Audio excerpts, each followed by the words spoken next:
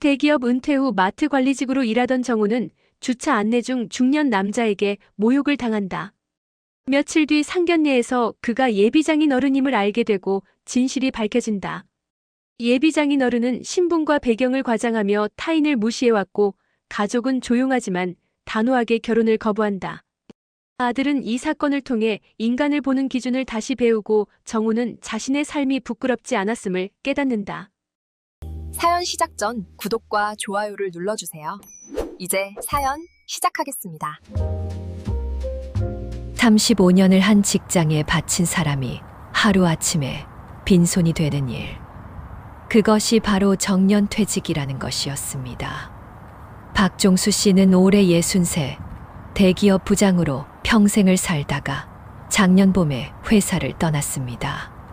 퇴직금은 아들 사업 미천으로 들어갔고 연금은 아내 병원비로 녹아내렸습니다. 통장 잔고가 바닥을 보이기 시작한 것은 퇴직한 지 채 1년이 되지 않아서였습니다. 그날도 종수 씨는 아침 일찍 집을 나섰습니다. 구두는 낡았지만 깨끗이 닦았고 넥타이는 10년 전 것이지만 단정히 매었습니다. 면접이 있다고는 차마 말하지 못하고 산책한다고만 했습니다. 아내 수님 씨가 현관까지 따라 나와 물었습니다. 아침 식사하고 가세요. 종수 씨는 괜찮다며 손을 저었습니다. 속이 편치 않아 아침밥이 넘어가지 않았기 때문이었습니다. 버스를 2번 갈아타고 도착한 곳은 대형마트 인사과 사무실이었습니다. 접수처 앞에는 종수 씨보다 젊은 사람들이 줄지어 서 있었습니다. 그들 사이에 끼어 앉아 있자니 얼굴이 화끈거렸습니다. 면접관은 종수 씨의 이력서를 훑어보더니 고개를 갸웃거렸습니다. 대기업 관리직 출신이 왜 마트 경비직에 지원했느냐는 눈빛이었습니다. 종수 씨는 담담하게 대답했습니다. 몸이 건강하고 성실하게 일할 자신이 있다고 그것뿐이었습니다. 면접관은 알겠다며 연락 주겠다고 했습니다.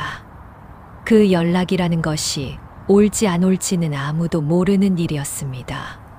집으로 돌아오는 버스 안에서 종수 씨는 창밖을 바라보았습니다. 거리에는 양복 입은 젊은이들이 바쁘게 걸어가고 있었습니다. 자신도 저렇게 어깨에 힘주고 걸어 다니던 때가 있었습니다.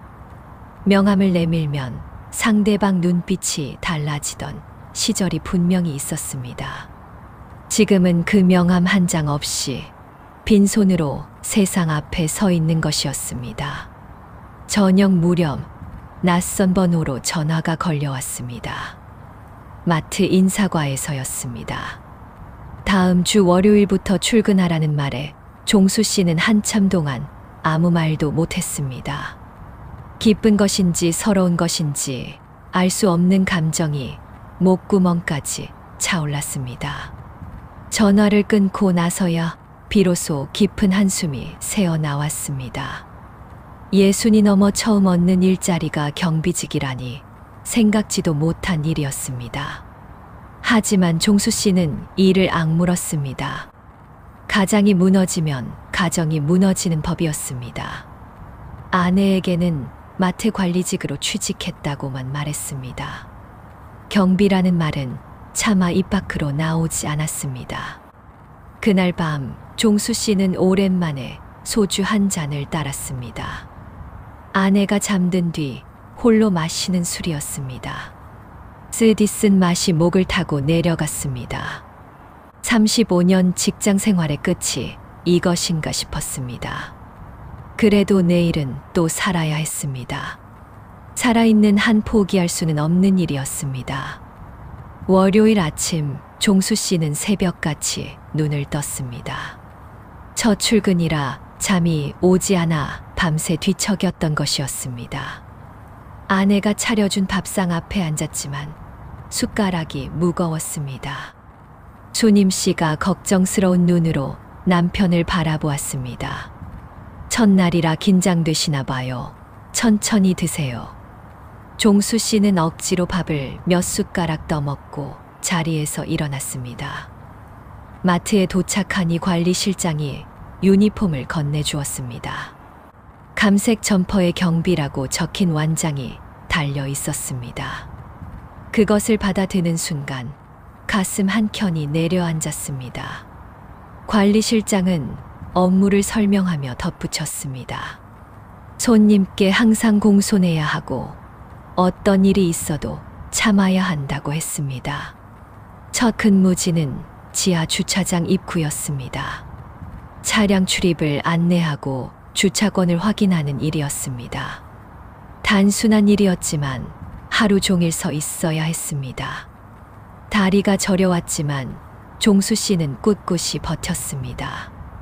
예전 회사에서 밤새워 일하던 것에 비하면 이 정도쯤은 아무것도 아니었습니다. 점심시간에 구내 식당으로 향했습니다. 젊은 직원들 틈에 끼어 밥을 먹으려니 어색하기 짝이 없었습니다. 아무도 말을 걸어오지 않았고 종수 씨도 먼저 말을 붙이지 못했습니다. 혼자 밥을 먹고 혼자 자리에서 일어났습니다. 외로웠지만 익숙해져야 하는 일이었습니다. 오후가 되자 손님들이 부쩍 많아졌습니다. 주차장은 금세 만차가 되었고 빈자리를 찾는 차들이 줄을 이었습니다. 한 젊은 남자가 창문을 내리고 소리를 질렀습니다. 주차장 관리를 똑바로 하라며 따지듯 물었습니다. 종수 씨는 공손하게 고개를 숙이며 양해를 구했습니다. 젊은 남자는 혀를 차며 차를 돌려나갔습니다. 그 순간 종수 씨는 문득 생각이 들었습니다. 사람의 가치는 직함에서 나오는 것이 아니라는 것을 말입니다. 자기 자리에서 성실히 일하는 것이 진짜 가치라는 것을 말입니다. 명함 없이도 당당할 수 있어야 한다고 스스로에게 다짐했습니다. 쉬운 일은 아니었지만 그렇게 나아가기로 마음 먹었습니다. 퇴근 후 집으로 돌아오는 길, 하늘에 노을이 붉게 물들어 있었습니다. 다리는 천근만근이었지만 마음은 오히려 가벼웠습니다. 오늘 하루를 무사히 버텨냈다는 안도감 때문이었습니다. 집 앞에 도착하니 아내가 현관문을 열고 나왔습니다. 많이 힘드셨어요? 종수 씨는 웃으며 대답했습니다. 괜찮다고, 할만하다고 말했습니다. 거짓말이었지만 아내를 걱정시키고 싶지 않았습니다. 저녁 밥상에 마주 앉아 아내가 끓여준 된장찌개를 떠먹었습니다. 뜨끈한 국물이 속을 달래주었습니다. 수님 씨가 조심스럽게 물었습니다. 회사 분위기가 어떠냐고, 사람들은 친절하냐고 물었습니다. 종수 씨는 고개를 끄덕이며 다 좋다고 대답했습니다. 아내는 안심한 듯 미소를 지었습니다.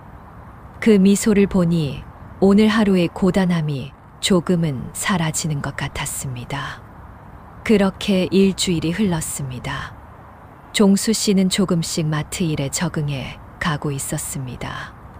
주차장 구석구석을 외웠고 단골 손님 얼굴도 눈에 익었습니다. 함께 일하는 경비 동료들과도 인사를 나누게 되었습니다. 대부분 종수 씨와 비슷한 나이의 사람들이었습니다. 저마다 사연을 안고 이 자리에 서 있는 것이었습니다. 어느 날 점심시간, 동료 경비 한 분이 말을 걸어왔습니다. 김 씨라는 분이었는데 예전에 건설 현장 소장을 했다고 했습니다. 사업이 망해서 이 일을 시작했다며 담담하게 이야기했습니다. 종수 씨도 자신의 사정을 털어놓았습니다. 퇴직 후 갈 곳이 없어서 여기까지 왔다고 솔직히 말했습니다. 김 씨는 고개를 끄덕이며 말했습니다. 다들 그렇게 여기 오는 거지요. 부끄러울 것 없. 그 말에 종수 씨는 위안을 얻었습니다. 나만 힘든 것이 아니구나 하는 생각이 들었습니다. 세상에는 자신보다 더 어려운 사람도 많았습니다.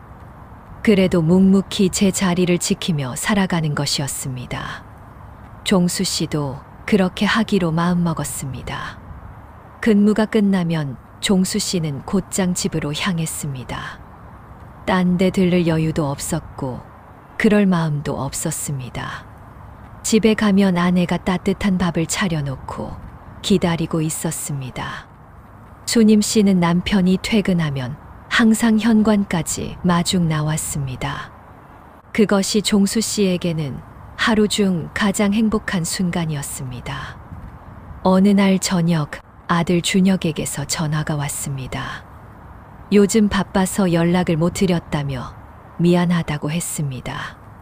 종수 씨는 괜찮다고 내일이나 잘하라고 대답했습니다. 아들은 조만간 시간 내서 집에 들르겠다고 약속했습니다. 전화를 끊고 나서 종수 씨는 아들 생각에 잠겼습니다. 준혁이가 사업한다고 했을 때 퇴직금을 선뜻 내주었던 일이 떠올랐습니다. 잘 되고 있다니까 다행이라고 생각했습니다. 하지만 아내는 걱정이 많았습니다.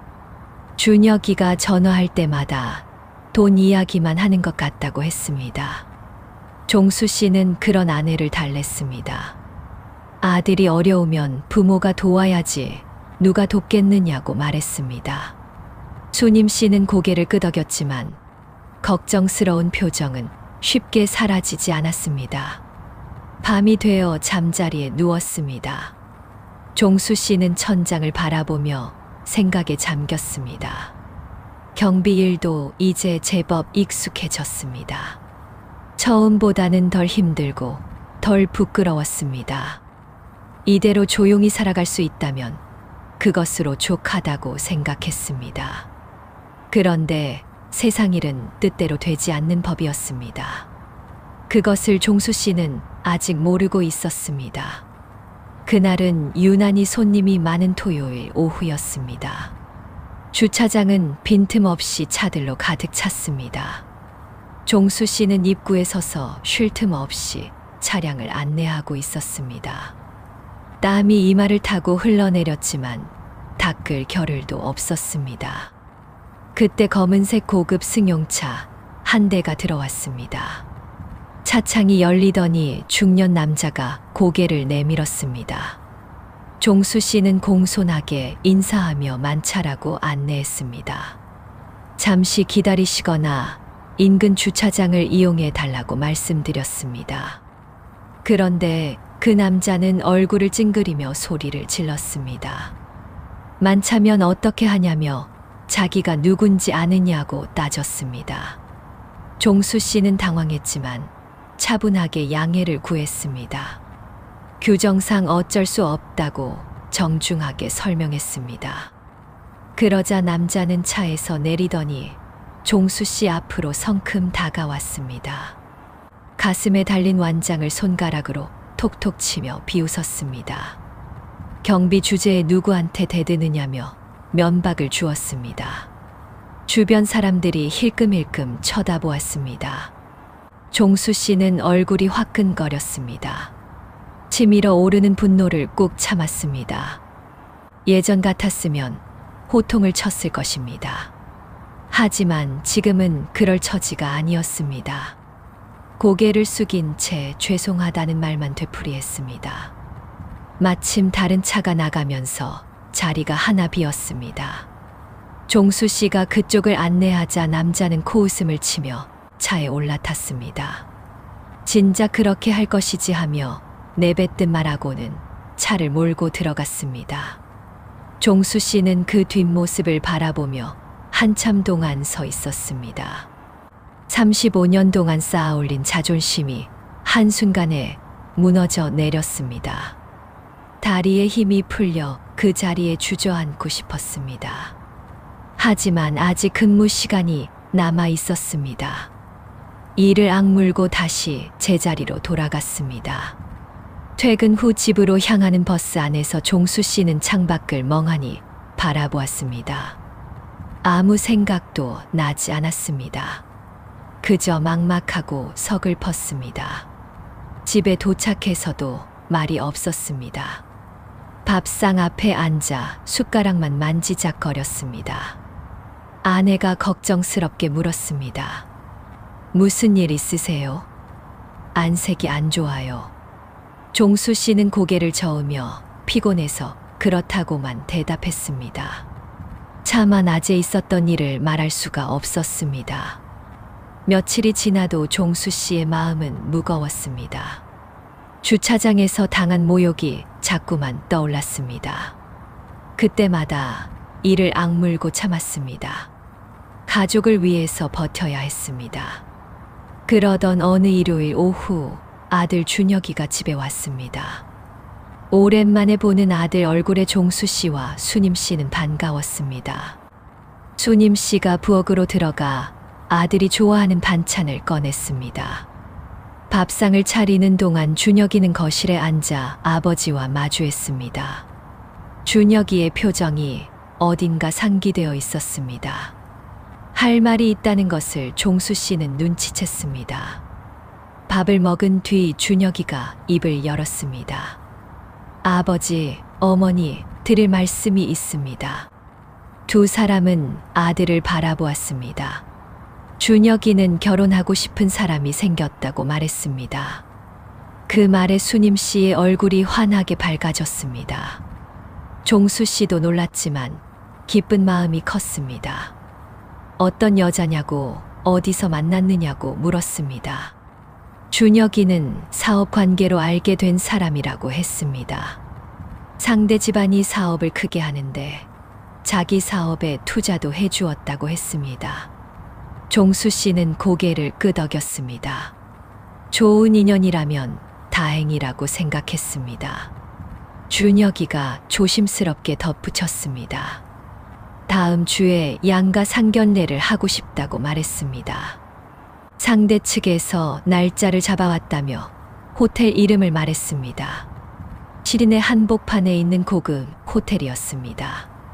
수님 씨는 너무 급하지 않으냐며 걱정했습니다. 준비할 것도 많고 입을 옷도 마땅치 않다고 했습니다. 하지만 준혁이는 상대 측 일정이 바빠서 미룰 수 없다고 했습니다. 종수 씨는 알았다고 준비하겠다고 대답했습니다. 아들이 돌아간 뒤 두 사람은 한참 동안 말이 없었습니다. 수님 씨가 먼저 입을 열었습니다. 상대 집안이 그렇게 대단한가 봐요. 고급 호텔에서 상견례를 한다니 부담이 된다고 했습니다. 종수 씨도 같은 생각이었습니다. 하지만 아들의 결혼이니 잘해주고 싶었습니다. 양복을 새로 맞출 형편은 안 되니 있는 것으로 손질해야겠다고 생각했습니다. 수님 씨도 장롱 속에 넣어둔 옷을 꺼내 보겠다고 했습니다. 그날 밤 종수 씨는 오랜만에 설레는 마음으로 잠자리에 들었습니다. 아들이 결혼한다니 꿈만 같았습니다. 힘들었던 요즘 일들이 조금은 잊히는 것 같았습니다. 상견례만 잘 치르면 된다고 생각했습니다. 그런데 마음 한구석이 왜인지 편치 않았습니다. 무언가 좋지 않은 일이 생길 것 같은 예감이 어렴풋이 스쳤습니다. 종수 씨는 그 불안을 애써 떨쳐내려 했습니다. 괜한 걱정이라고 스스로를 다독이며 눈을 감았습니다. 상견례까지 일주일밖에 남지 않았습니다. 종수 씨와 수님 씨는 부산하게 준비를 시작했습니다. 먼저 옷장을 열어 입을 만한 옷을 꺼냈습니다. 종수 씨의 양복은 10년 전 것이었지만 상태는 나쁘지 않았습니다. 세탁소에 맡겨 다림질을 새로 했습니다. 수님 씨는 한복을 꺼내 펼쳐보았습니다. 막내 시누이 결혼식 때 해 입은 것이었습니다.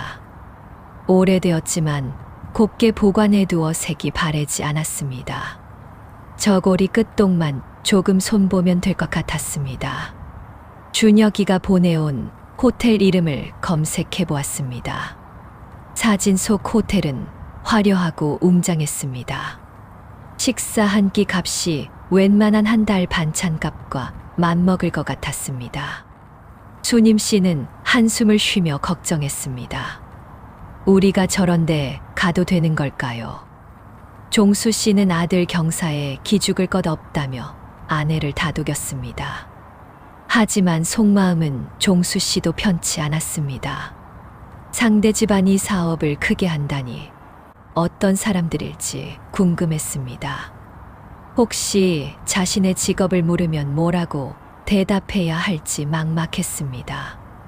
마트 경비라고 말할 수는 없는 노릇이었습니다. 며칠 뒤 준혁이가 다시 연락을 해왔습니다. 상대 측 부모님이 아버지 직업을 여쭤봤다고 했습니다.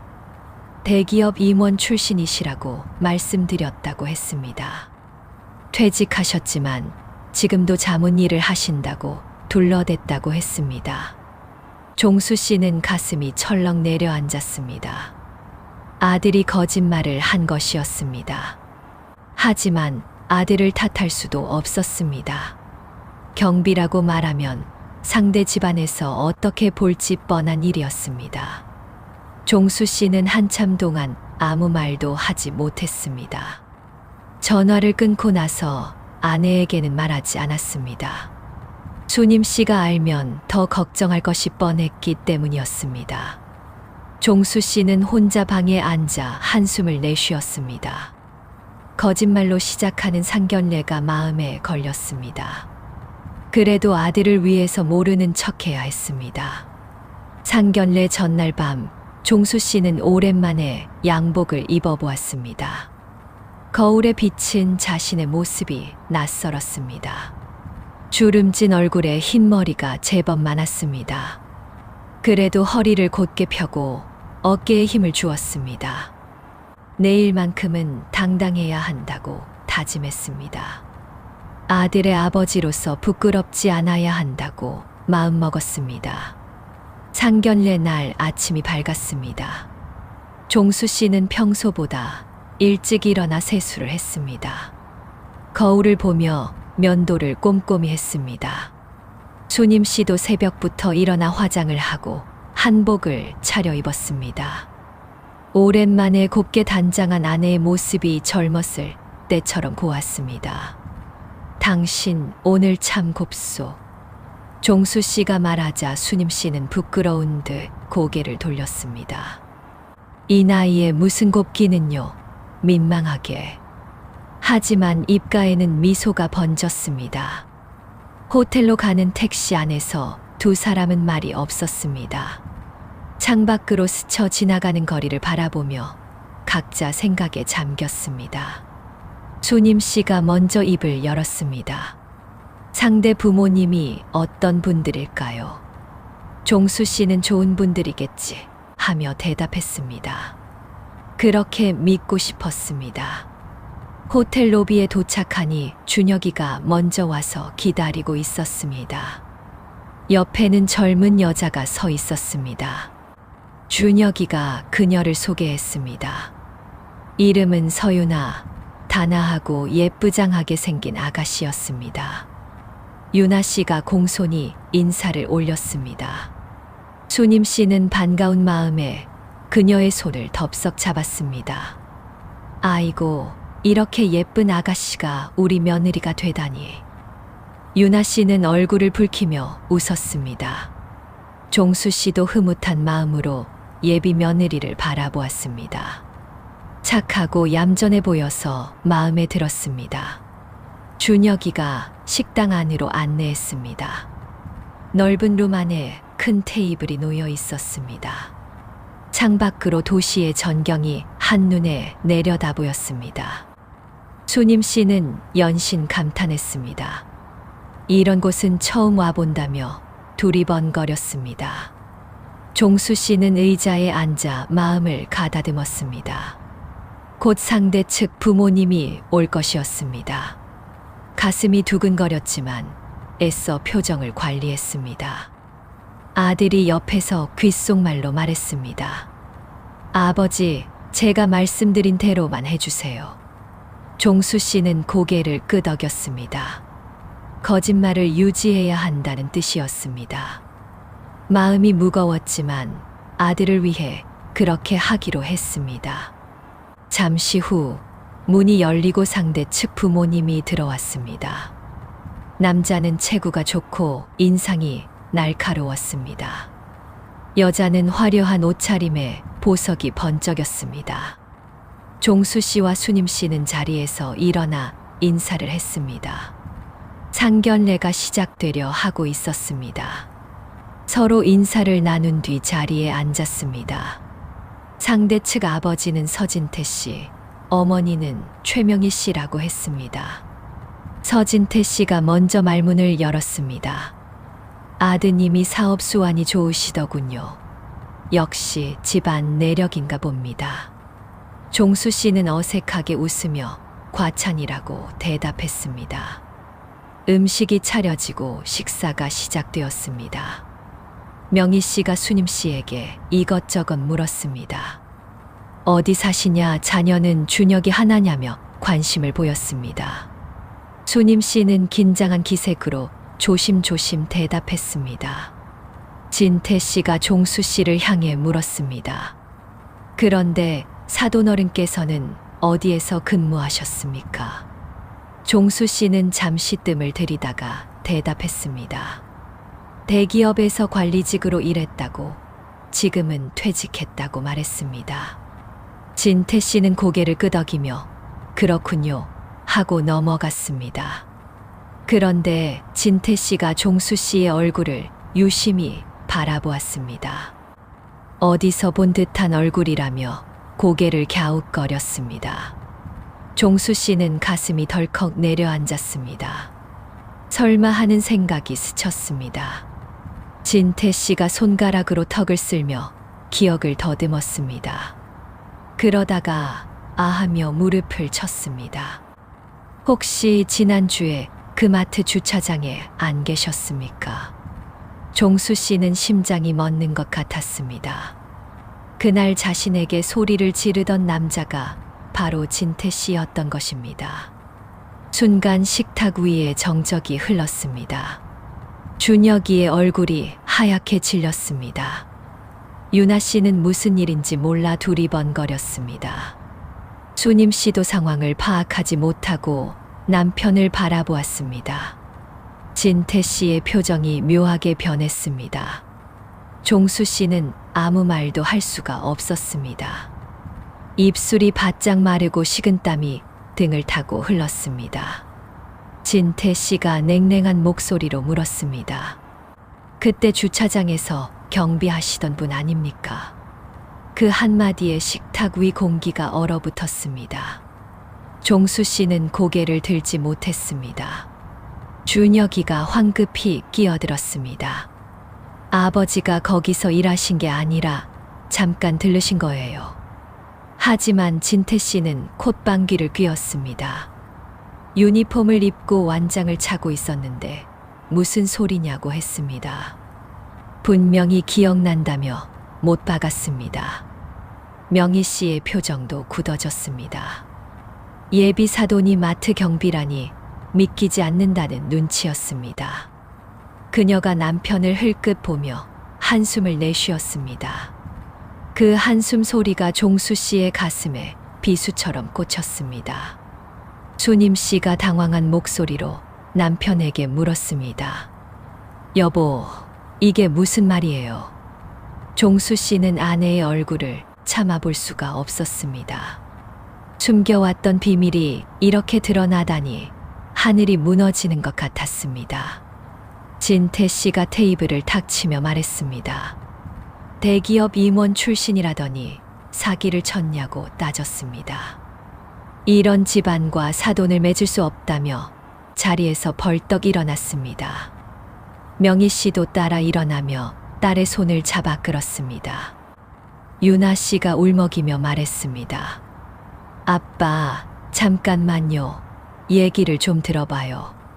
하지만 진태 씨는 들은 척도 하지 않았습니다. 경비 집안 며느리는 안 된다며 딸을 끌고 나가려 했습니다.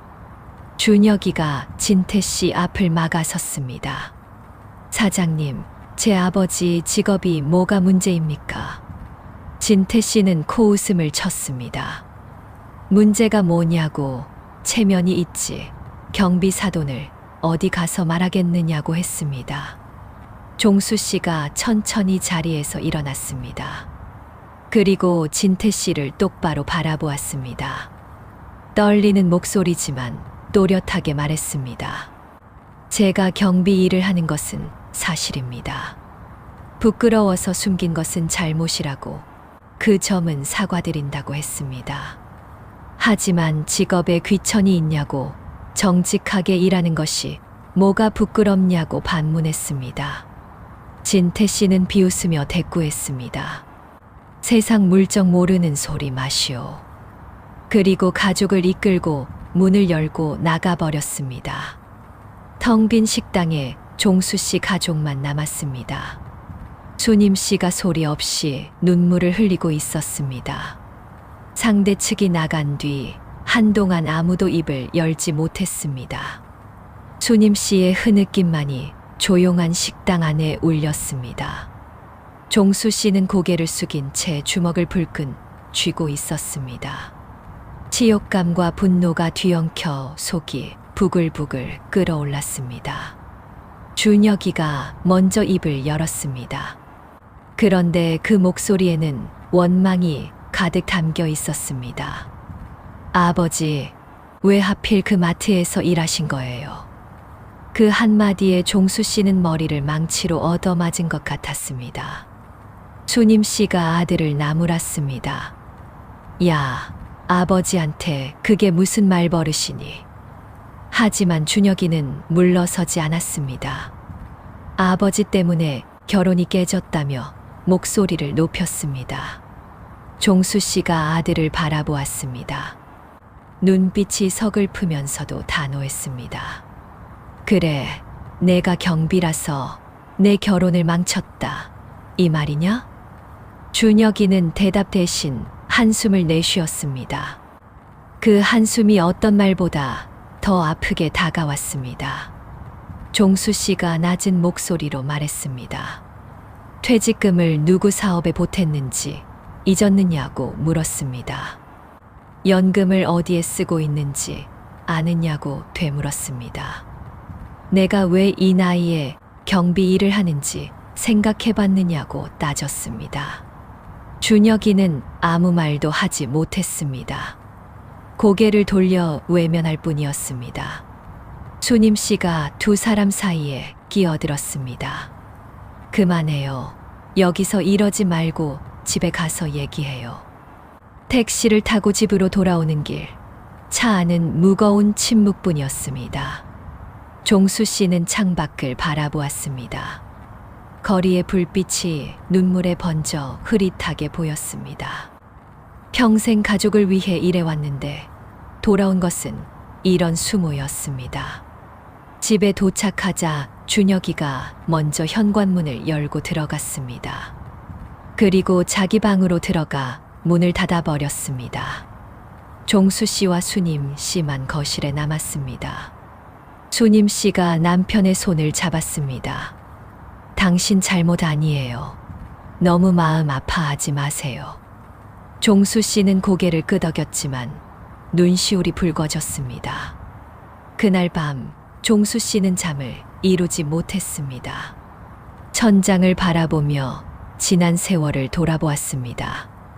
무엇을 위해 살아왔는지 허무한 생각이 밀려왔습니다. 그래도 쓰러질 수는 없었습니다. 아직 지켜야 할 것들이 남아 있었기 때문이었습니다.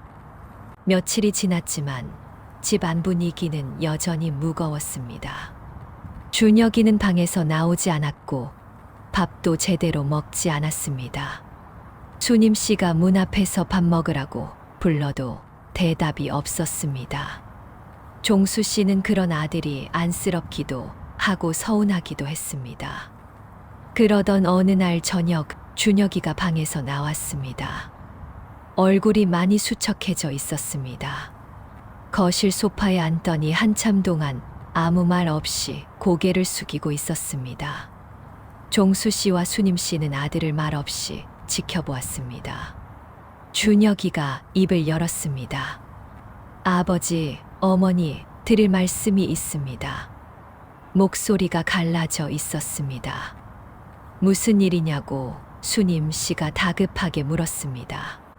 준혁이는 천천히 이야기를 시작했습니다. 사실 사업이 잘 되지 않고 있었다고 고백했습니다. 진태 씨에게 투자를 받은 것도 빚이나 다름없었다고 했습니다. 유나 씨와 결혼하면 빚을 갚을 수 있을 거라 생각했다고 털어놓았습니다.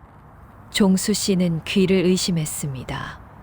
사업이 잘 된다고 하지 않았느냐고 물었습니다. 준혁이는 고개를 떨구며 거짓말이었다고 인정했습니다. 부모님께 걱정 끼치기 싫어서 속였다고 했습니다. 수님 씨가 탄식을 내뱉었습니다. 아이고, 그래서 그렇게 급하게 결혼을 밀어붙인 거였구나. 준혁이는 고개를 끄덕였습니다. 진태 씨 집안의 돈과 힘을 빌리고 싶었다고 솔직히 말했습니다. 종수 씨는 한참 동안 말이 없었습니다. 아들이 그렇게까지 궁지에 몰려 있었는지 몰랐던 것입니다. 가슴이 먹먹해졌습니다. 퇴직금을 줄 때 더 살펴볼 걸 하는 후회가 밀려왔습니다. 종수 씨가 아들에게 물었습니다. 유나 씨는 이 사실을 알고 있느냐고 물었습니다. 준혁이는 모른다고 대답했습니다.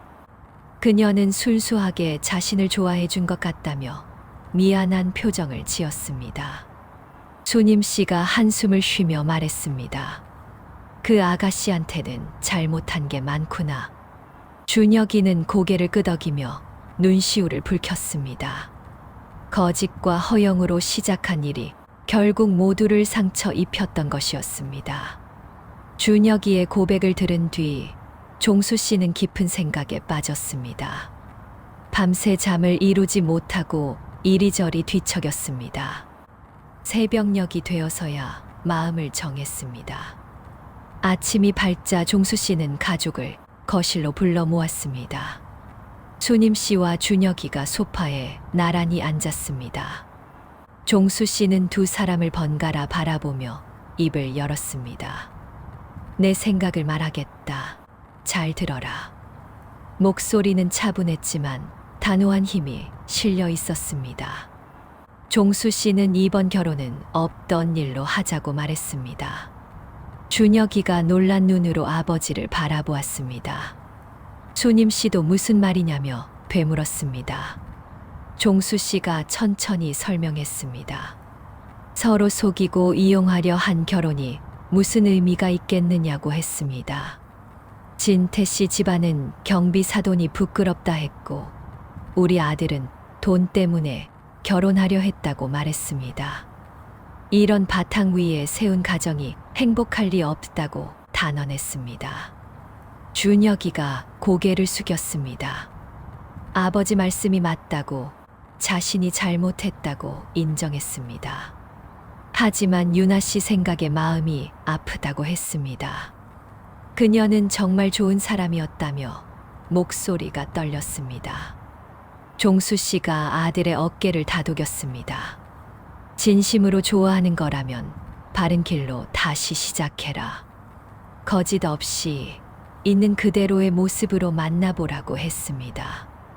그래도 이어지는 인연이라면 그때 가서 다시 생각하자고 말했습니다. 수님 씨도 남편의 말에 고개를 끄덕였습니다.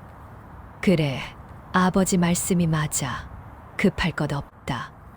사람 사이 일은 진심이 통해야 오래가는 법이라고 덧붙였습니다. 준혁이는 한참 동안 고개를 숙이고 있다가 천천히 일어났습니다. 알겠다고, 아버지 말씀대로 하겠다고 대답했습니다. 그리고 방으로 들어가 전화기를 들었습니다. 유나 씨에게 연락해서 만나자고 할 생각인 것 같았습니다. 종수 씨는 창밖을 바라보았습니다. 아침 햇살이 방 안으로 비쳐 들어오고 있었습니다. 마음이 한결 가벼워진 것 같았습니다. 거짓을 걷어내니 비로소 앞길이 보이는 것 같았습니다. 그날 오후 준혁이는 유나 씨를 만나러 나갔습니다. 집을 나서기 전에 아버지 앞에 서서 고개를 숙였습니다. 아버지, 그동안 죄송했습니다. 종수 씨는 아무 말 없이 아들의 등을 토닥여 주었습니다. 몇 시간이 지나도 준혁이는 돌아오지 않았습니다. 수님 씨는 안절부절 못하며 시계만 들여다보았습니다. 종수 씨는 괜찮을 거라며 아내를 안심시켰습니다. 하지만 속으로는 걱정이 되는 것은 마찬가지였습니다. 저녁 무렵이 되어서야 현관문이 열렸습니다. 준혁이가 들어왔는데 그 뒤에 유나 씨가 함께 있었습니다. 종수 씨와 수님 씨는 놀라서 자리에서 일어났습니다. 준혁이가 유나 씨의 손을 잡고 부모님 앞으로 다가왔습니다. 두 사람이 나란히 서서 고개를 숙였습니다. 아버지, 어머니, 유나가 드릴 말씀이 있답니다. 유나 씨가 떨리는 목소리로 입을 열었습니다. 준혁 씨에게 모든 이야기를 들었다고 했습니다.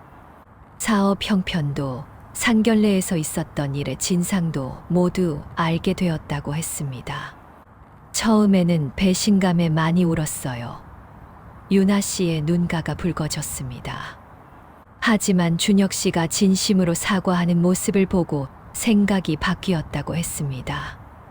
유나 씨가 종수 씨를 바라보았습니다. 아버님, 저는 아버님이 무슨 일을 하시든 상관없어요.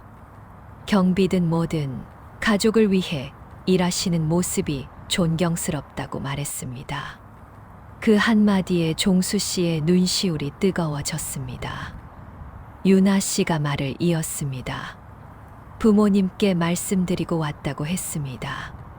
진태 씨 부부가 반대했지만 자신의 결정은 바뀌지 않는다고 했습니다. 준혁 씨와 함께 하겠다고 선언했다고 했습니다. 수님 씨가 유나 씨의 손을 덥석 잡았습니다. 아이고, 이런 마음 고운 아가씨가 어디 있니? 눈물을 글썽이며 고맙다는 말을 연신 되풀이했습니다.